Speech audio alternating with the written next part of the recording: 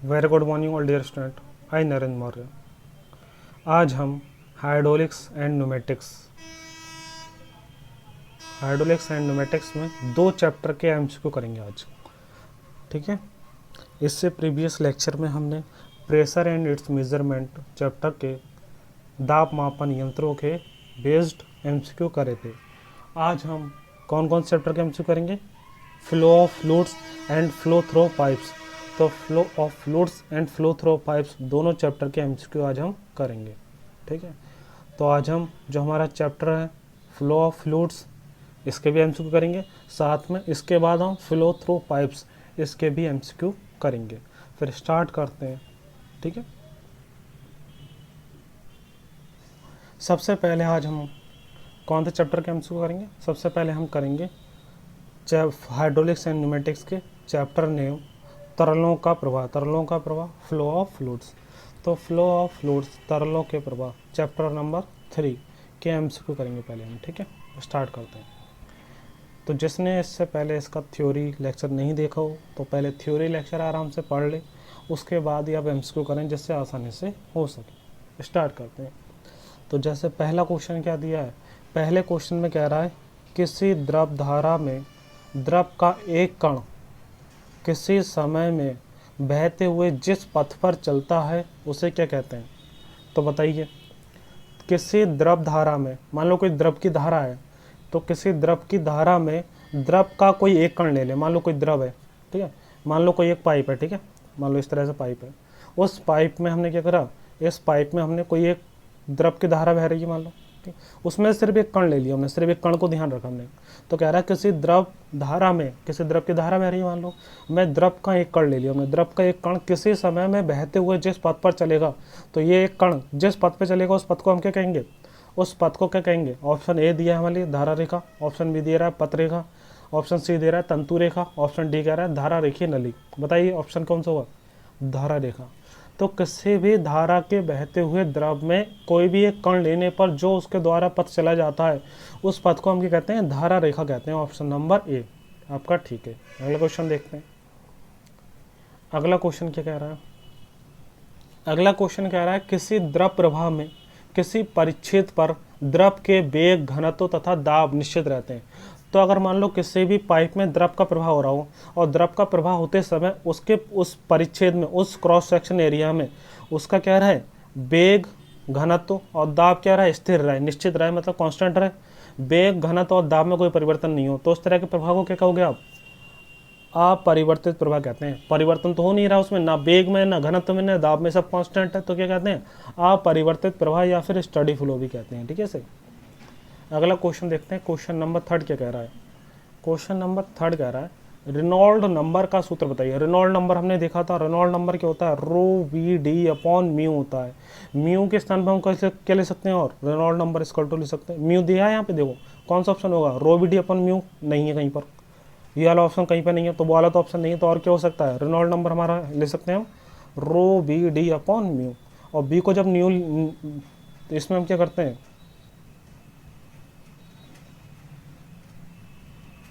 देखिए यहाँ पे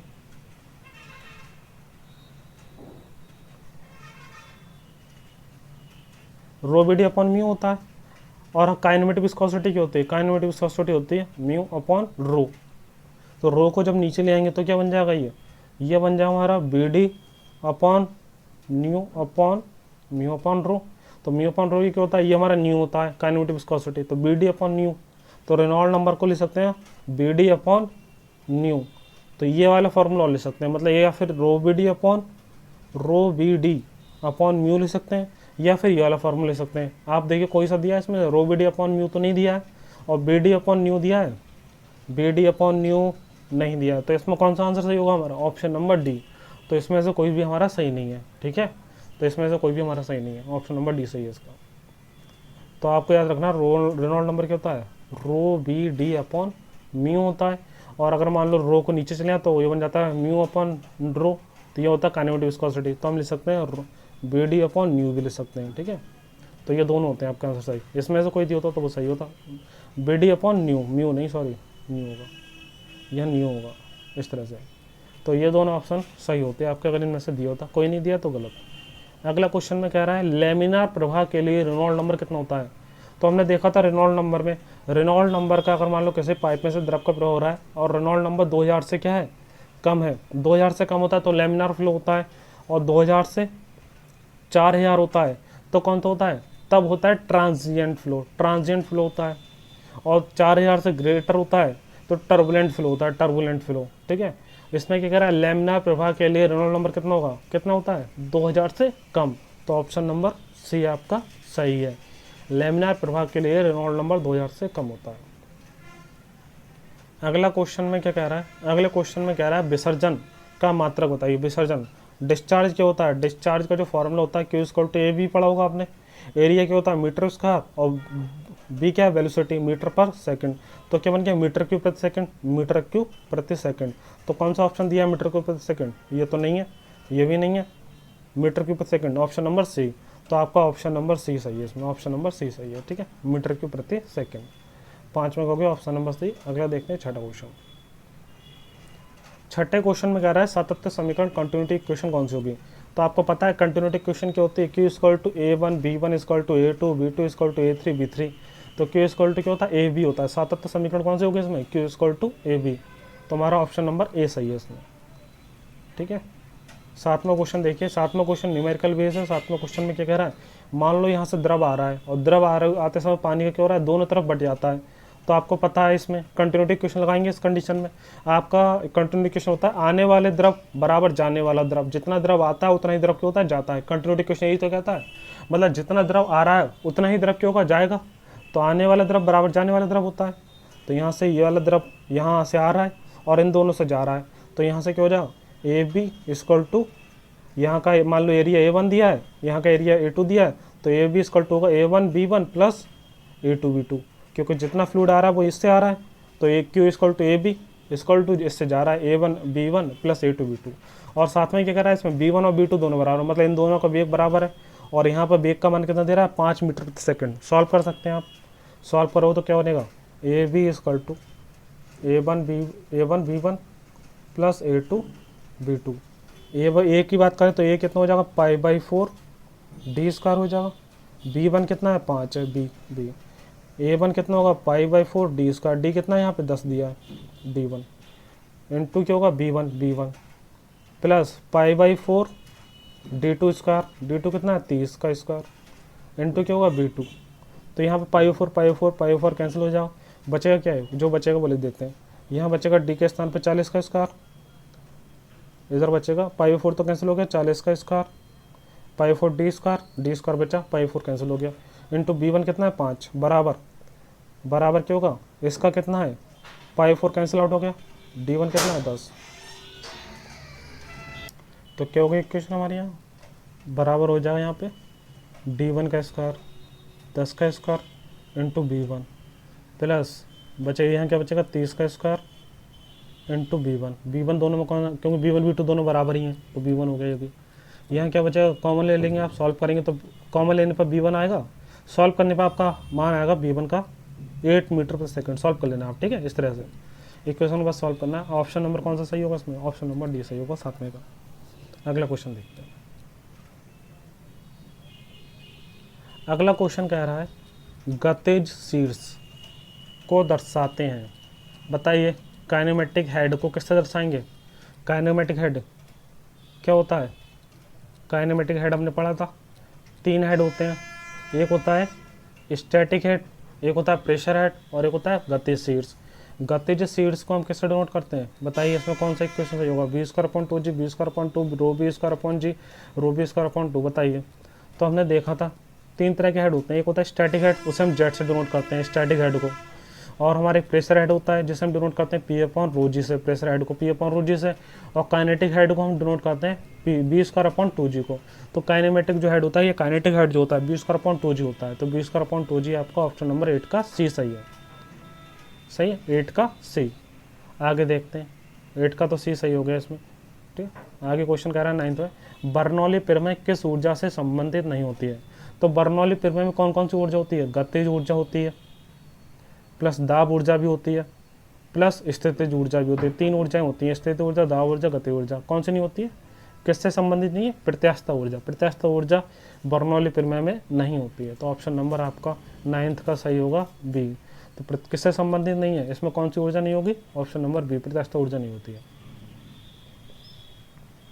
क्वेश्चन नंबर 10 में दिया है। क्वेश्चन नंबर 10 में कह रहा है बर्नौली प्रमेय का समीकरण होता है। बर्नौली प्रमेय के समीकरण में 3 ऊर्जा होती हैं।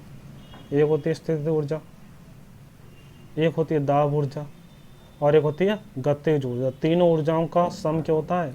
बर्नौली प्रमेय कहता है हमारी तीनों ऊर्जाएं क्या रहती हैं? हमेशा कांस्टेंट रहती हैं। तो ये हमारा समीकरण क्या आएगा? स्थितिज ऊर्जा Z, गतिज ऊर्जा P/ρg प्लस B²/2g गतिज ऊर्जा इक्वल टू कांस्टेंट होता है। तो ये तीनों यहाँ पर होंगे, ठीक है। तो ρg को हम क्या ले सकते हैं? स्मॉल w भी ले सकते हैं, ठीक है। तो इसका ये भी ले सकते हैं W plus P/w plus B²/2g। सबके बीच में क्या होता है? प्लस ही होता है। तो यहाँ पर ऑप्शन नंबर कौन सा सही होगा बताइए? इसमें माइनस है, इसमें माइनस है, इसमें माइनस है। माइनस तो होता ही नहीं, तीनों का योगफल होता है, प्लस आएगा तीनों में। बर्नौली प्रमेय का सही समीकरण कौन सा होगा? ऑप्शन नंबर ए सही है 10वें का।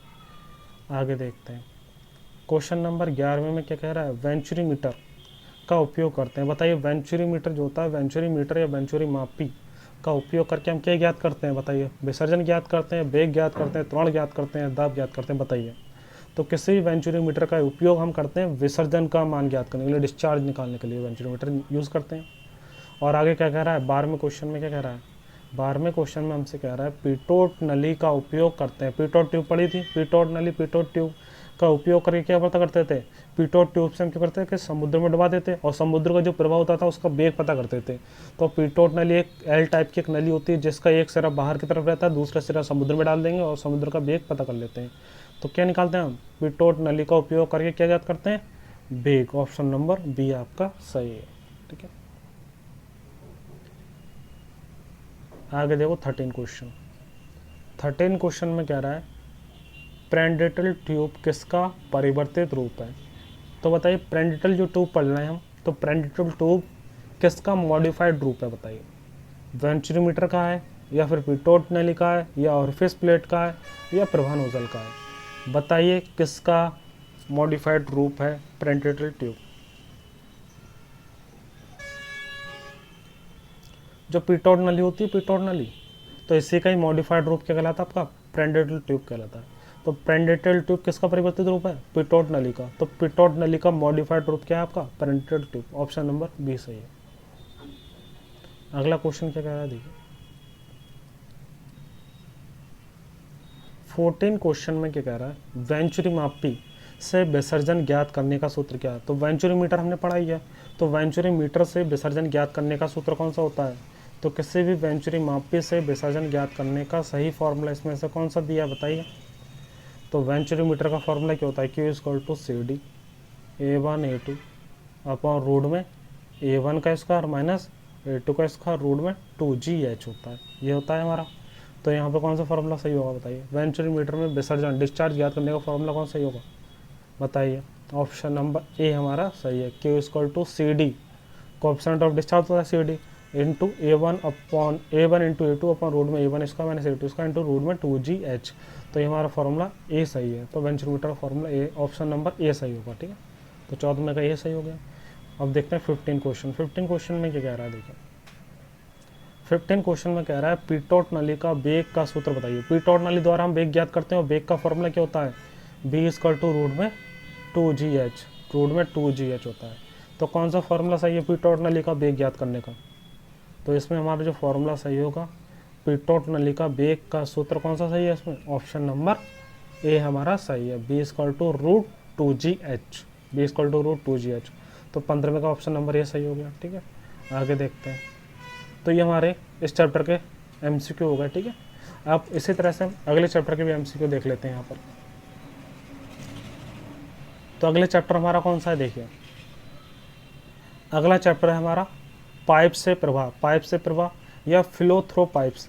किसी पाइप में से जब द्रव का प्रवाह होता है तो उसके बारे में हम पढ़ चुके हैं, किस किस तरह के एनर्जी के लॉसेस होते हैं। डार्सी क्वेश्चन पढ़ चुके हैं, इसमें चेजी क्वेश्चन पढ़ते हैं, उसके न्यूमेरिकल भी कर चुके हैं। तो हमें क्या करना है, किसी पाइप से जब द्रव का प्रवाह हो रहा है, पाइप से प्रवाह हो रहा है, तो उससे रिलेटेड हम क्या करेंगे, अब MCQ करते हैं। स्टार्ट करते हैं फ्लो थ्रो पाइप के MCQ।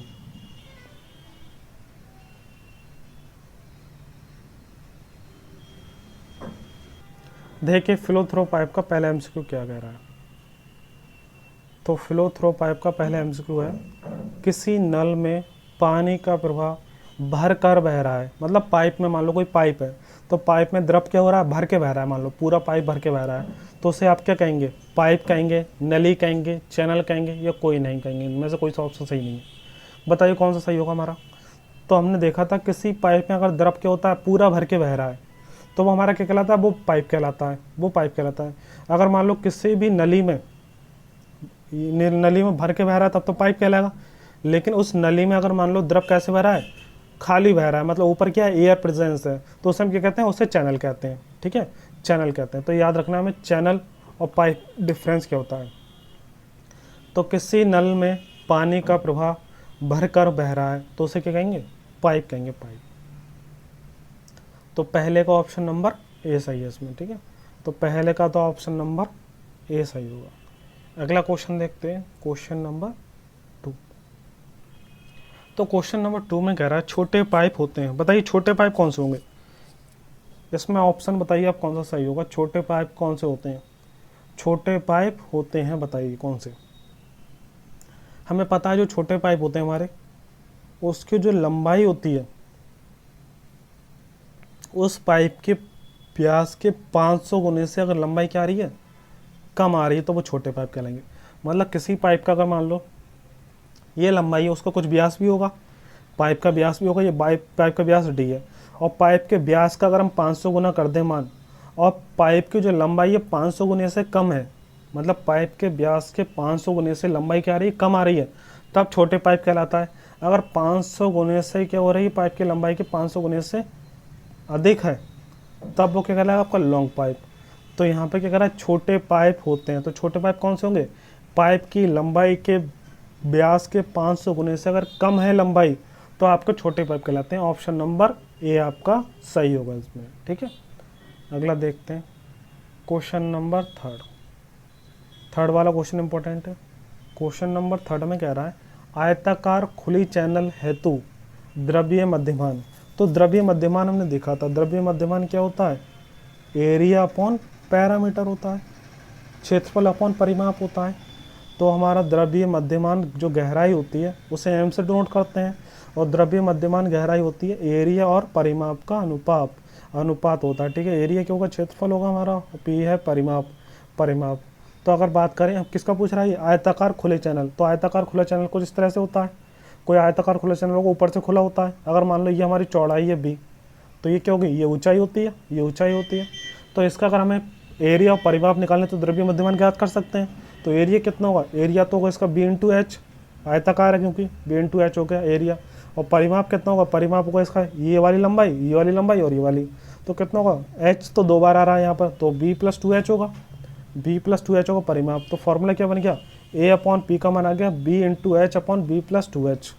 तो आपका द्रव्य मध्यमान का मान आ रहा है area B into H upon परिमाप बी प्लस 2एच आ रहा है।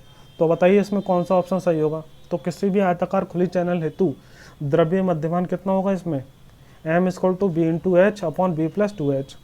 तो कौन सा होगा इसमें, M equal to B into H upon B plus 2एच। ऑप्शन नंबर बी आपका सही है। तो ऑप्शन नंबर बी सही है इसमें। आगे देखते हैं, क्वेश्चन नंबर 4 क्या कह रहा है, किसी भी वर्गाकार पूरे भरे पाइप हेतु द्रव्य मध्यमान होगा। तो कैसा पाइप है वर्गाकार है। तो ये चारों भुजाएं क्यों होंगी, ये बी है तो ये भी बी होगा, ये भी बी है तो ये भी बी होगा, क्यों चारों भुजाएं बराबर होंगी, वर्गाकार है तो चारों भुजाएं वर्गाकार में बराबर होती हैं। इसका बात कह रहा है द्रव्य मध्यमान गहराई। तो द्रव्य मध्यमान गहराई क्या होता है हमारा, एरिया अपॉन परिमाप होता है।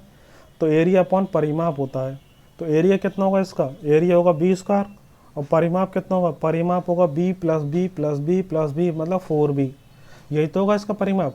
तो इसका क्या आ जाएगा, एरिया के स्थान पे आ जाएगा बी स्क्वायर, और परिमाप के स्थान पे कितना आ जाएगा, परिमाप के स्थान पे आ जाएगा 4b। तो इसका क्या आ जाएगा, द्रव्य मध्यमान हो जाएगा एरिया बी स्क्वायर परिमाप 4b। तो b से b गया तो b/4। तो b/4 बताइए कोई आंसर है इसका, कौन सा ऑप्शन होगा, 4th का ए सही है, m इक्वल टू b/4। तो किसी भी वर्गाकार पूरे भरे पाइप हेतु द्रव्य मध्यमान गहराई जो होती है b/4। पाँचवें क्वेश्चन देखिए। अब पाँचवें क्वेश्चन में क्या कह रहा है, पाँचवें क्वेश्चन में कह रहा है द्रव्य मध्यमान गहराई क्या होगी। तो आपको पता है ये द्रव्य मध्यमान गहराई को हम एम से डिनोट करते हैं।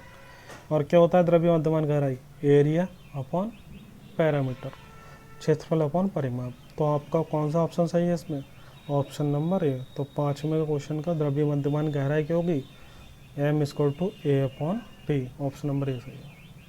आगे क्या कह रहा है, द्रव्य ढाल होगी। तो द्रव्य ढाल बताइए किसे डिनोट करते हैं, किसी भी चैनल की या पाइप में अगर मान लो द्रव्य ढाल ज्ञात करना हो, तो द्रव्य ढाल क्या होता है उसका, तो किसी भी द्रव में जो आपका पाइप में द्रव का प्रवाह हो रहा है, मान लो ये पाइप है, तो पाइप के ऊपर मान लो पीजोमीटर लगा दिया आपने, तो यहाँ पर आपने दाब मेज़र करा और यहाँ पर मेज़र करा, एनर्जी मेज़र करी मान लो, तो उसमें क्या होगा, लगातार एनर्जी में कमी हो रही है। तो जो ढाल बनना है उसका, जो ढाल बनना है, तो जो ढाल बनता है, ये जो एंगल होता है उसे हम क्या कहते हैं, द्रव्य ढाल कहते हैं। इसे हम द्रव्य ढाल को आई से डिनोट करते हैं, द्रव्य ढाल को आई से। और द्रव्य ढाल क्या होता है, एच एफ अपॉन एल। मतलब किसी भी पाइप में, मान लो पाइप है, द्रव बह रहा है, तो यहाँ पे जो ऊर्जा है और यहाँ पे जो ऊर्जा है उसमें कितनी कमी आ गई है, वो हो गया H F, head loss, friction के कारण जो हेड लॉस आ गया उसका। पहले द्रव यहाँ तक चढ़ रहा था, अब द्रव यहाँ तक चढ़ रहा है, तो ये लॉस हो गया। तो जो लॉस आता है, कितनी लंबाई तक निकाला हमने, एल लंबाई की पाइप में, मतलब पूरे पाइप में नहीं, किसी एल लंबाई की दूरी में हमने निकाला हेड लॉस। तो हमारा उसके लिए द्रव्य मध्यमान क्या होता है, उस दूरी में जो हेड लॉस आया एच एफ, घर्षण कारक जो एच एफ आया, अपॉन उसकी लंबाई एल। तो क्या होता है हमारा द्रव्य ढाल जो होता है आई से डिनोट करते हैं। और आई इक्वल टू क्या होता है, द्रव्य ढाल इक्वल टू होता है घर्षण हानि, घर्षण शीर्ष हानि, मतलब fraction head loss H F upon लंबाई ऑफ पाइप, जिसके बीच में हमने निकाला, जिन दो बिंदुओं के बीच में, ठीक है। तो एच एफ अपॉन एल होता है हमारा द्रव्य ढाल, ये याद रखना है, द्रव्य ढाल इक्वल टू होता है हमारा एच एफ अपॉन एल। अब देखिए क्वेश्चन नंबर 7, इसमें कह रहा है एल लंबाई के पाइप में घर्षण शीर्ष हानि क्या होगी। तो घर्षण शीर्ष हानि क्या होती है एल लंबाई के पाइप में, तो कौन सी होगी, एल लंबाई के पाइप में घर्षण शीर्ष हानि H F equal to 4 L B square upon 2 GD होता है, 4 FL B square upon 2 GD। तो कौन सा ऑप्शन सही होगा, ऑप्शन नंबर इसमें देखिए ए सही है हमारा, H F equal to 4 FL B square upon 2 GD। तो आपका ऑप्शन नंबर ए सही है इसमें, 4 FL B square upon 2 GD। तो एल लंबाई के पाइप में घर्षण शीर्ष हानि क्या होगी, 4 FL B square upon 2 GD, ठीक है। अगला क्वेश्चन देखते हैं। अगला हमारा जो क्वेश्चन है, आठवां क्वेश्चन। आठवें क्वेश्चन में हमसे क्या कह रहा है, आठवें क्वेश्चन में कह रहा है चेजी स्थिरांक तथा वेग में संबंध। तो चेजी फार्मूला पढ़ोगा, चेजी फार्मूला, तो चेजी जो फार्मूला होता है उसका हम उपयोग करके वेग का मान ज्ञात करते हैं। तो पूछ रहा है चेजी का जो चेजी कांस्टेंट होता है, चेजी कांस्टेंट क्या होता है सी, और चेजी का जो फार्मूले का वेग बी होता है, वेग बी और चेजी कांस्टेंट सी। तो चेजी कांस्टेंट सी और वेग बी में रिलेशन बताना है। तो आपको अगर चेजी फार्मूला पता है तो आप बता सकते हैं। चेजी फार्मूला क्या होता है, B equal to C root में एम आई, जहाँ पर एम होता है द्रव्य मध्यमान गहराई, आई होता है द्रव्य ढाल, सी क्या होता है चेजी कांस्टेंट, बी होता है वेग। तो यहाँ पर आपका फॉर्मूला हो गया चेजी स्थिरांक तथा वेग में संबंध, B equal to C root M I, ठीक है। तो ऑप्शन नंबर ए हो गया। तो 8th का ऑप्शन हो गया ए। 9th क्वेश्चन में क्या कह रहा है, H F equal to 4 FL B square upon 2 GD में एफ क्या होता है, इसमें एफ क्या होता है हमारा, एफ होता है घर्षण हानि होता है, या फिर घर्षण, या फिर शीर्ष स्थिरांक होता है, या फिर घर्षण स्थिरांक होता है, या घर्षण होता है, बताइए एफ क्या होगा हमारा, एफ हमारा होगा घर्षण कांस्टेंट, ठीक है। एफ क्या हमारा, एच एफ है घर्षण हानि, घर्षण शीर्ष हानि, और एफ क्या होता है यहाँ पे, घर्षण स्थिरांक होता है, घर्षण कांस्टेंट, ठीक है। तो घर्षण स्थिरांक हमारा क्या होता है, एफ होता है, एफ क्या है, घर्षण कांस्टेंट है यहाँ पे। तो ऑप्शन नंबर सी होगा 9th का। तो 9th का तो ऑप्शन नंबर सी हो गया, ठीक है। आगे देखते हैं। 10वें क्वेश्चन में कह रहा है H F equal to 4 FL B square upon 2 GD है। तो बताइए ये समीकरण का क्या नाम होगा, डॉर्से समीकरण, चेजी समीकरण, वीसवेग समीकरण, बोथ ए एंड सी। तो बताइए इसमें ऑप्शन कौन सा सही होगा, ज़्यादातर स्टूडेंट का ये आंसर गलत आएगा, बताइए कौन सा होगा, आपका क्वेश्चन नंबर 10 जो है, ये है हमारी जो समीकरण आ रही है, इसे हम डार्सी समीकरण तो कहते ही हैं, साथ में वीसबेक समीकरण भी कहते हैं। तो आपका ऑप्शन नंबर कौन सा सही होगा? डी, बोथ ए एंड सी। ठीक है, बोथ ए एंड सी, ए और सी दोनों आंसर आपके सही हैं इसमें। तो जो आपकी समीकरण है इसे डार्सी समीकरण तो कहते ही हैं, आप याद रखना इसका, इसे डार्सी समीकरण तो कहते ही हैं, और साथ में इसका दूसरा नाम क्या है? वीसबेक समीकरण भी है इसका। ठीक है, तो आपका क्वेश्चन नंबर 10 का कौन सा सही है? क्वेश्चन नंबर 10 का आपका ऑप्शन नंबर बी आपका सही है। ठीक है, option number D, sorry, option number D आपका सही है, बोथ ए एंड सी। आगे देखते हैं,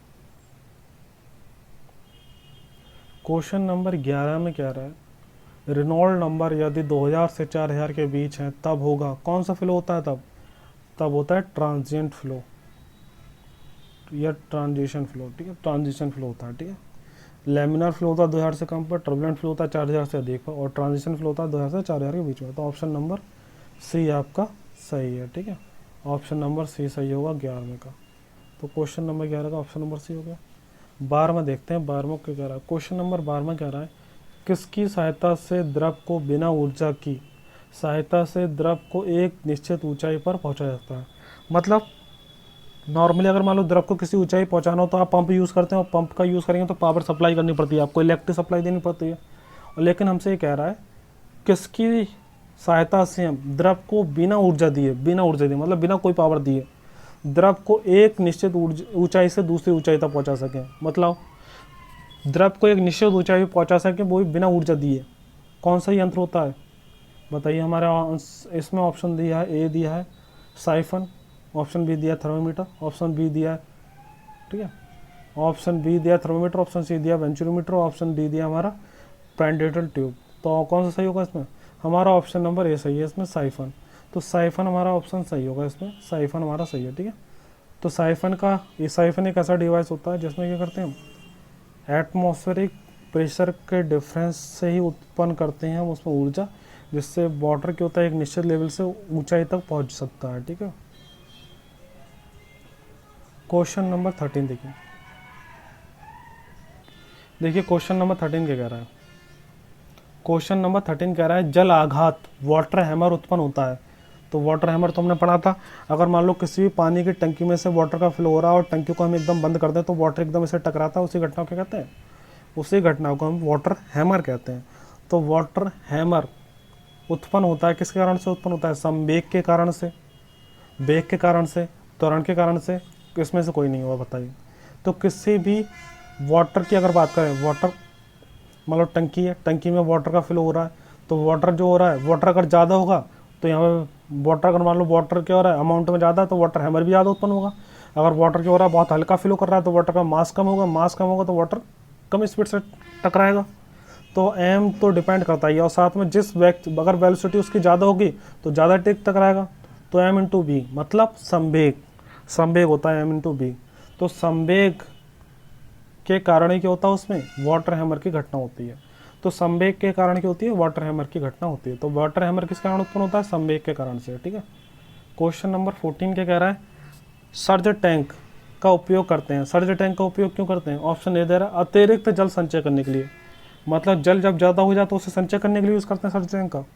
ऑप्शन बी कह रहा है अतिरिक्त जल का निकास करने के लिए, जब मान लो जल क्या हो जाए ज़्यादा हो जाए तो उसे निकास करने के लिए, या फिर हम बल को संचय करने के लिए, या option number A and B दोनों। तो हमारा जो सर्ज टैंक यूज़ होता है, सर्ज टैंक का मेन काम क्या होता है? सर्ज टैंक क्या होता है, कई बार क्या होता है हमारा वाटर जो सप्लाई हो रहा है वो कंटिन्यूस सप्लाई के लिए हम क्या करते हैं, अगर वाटर अमाउंट ज़्यादा आता है तो वो स्टोर कर लेता है, और जब वाटर क्या होता है कम आता है तो उसे निकाल देता है। तो वाटर को कंट्रोल करता है एक निश्चित अमाउंट में, मतलब जितना हमें चाहिए उतना ही भेजता रहता है वो कंटिन्यूस। तो जब वाटर की सप्लाई आपको ज़्यादा होती है तो वो स्टोर कर लेता है, और जब आपका वाटर कम हो जाता है तो उसे सप्लाई कर देता है। तो ऑप्शन नंबर डी सही होगा इसमें, बोथ। अतिरिक्त जल का वो संचय भी कर लेता है और निकास भी करता है। ठीक है, जल का संचय और निकास दोनों करता है। ठीक है, अब देखते हैं क्वेश्चन नंबर 15 में क्या कह रहा है? आकस्मिक वर्धन मतलब सडन एनलार्जमेंट, मतलब पाइप का अगर मान लो इस तरह से डायमीटर है, एकदम पाइप का डायमीटर क्या हो गया? बढ़ गया। तो पाइप का एकदम एनलार्जमेंट हो गया, मतलब पाइप का एकदम डायमीटर बढ़ गया। तो आकस्मिक वर्धन या सडन एनलार्जमेंट के कारण शीर्ष हानि कितनी होगी? शीर्ष हानि का फॉर्मूला हमने पढ़ा था। शीर्ष हानि का फॉर्मूला जब उसके पाइप का डायमीटर एकदम बढ़ जाता है तब क्या होता है? एच ई इक्वल टू होता है B1 minus B2 square upon 2G। तो ऑप्शन नंबर कौन सा सही होगा आपका? ऑप्शन नंबर इसमें सही होगा ए। ठीक है, ऑप्शन नंबर आपका ए सही है इसमें, ऑप्शन नंबर ए है। ठीक है, 15 का B1 इसका minus B2 square upon 2G होगा जब सडन एनलार्जमेंट होता हो। और जब सडन कॉन्ट्रैक्शन होता है, मतलब आकस्मिक संकुचन होता है, संकुचन के कारण शीर्षानी क्या होती है, जब सडन कॉन्ट्रैक्शन होता है तो आपका फॉर्मूला होता है 0.5 B स्क्वायर अपॉन 2G। तो आपको दोनों फॉर्मूले याद रखने हैं। ठीक है, तो जब सडन संकोचन होता है तो उसका फॉर्मूला होता है 0.5 बी स्क्वायर अपॉन 2G। ठीक है, ये एमसीक्यू इसके कंप्लीट होगा दोनों चैप्टर के। तो जिसने ये चैप्टर नहीं पढ़े हो वो पहले चैप्टर पढ़ लें, उसके बाद ये एमसीक्यू को देखें, नहीं तो एमसीक्यू समझ नहीं आएंगे। ठीक है।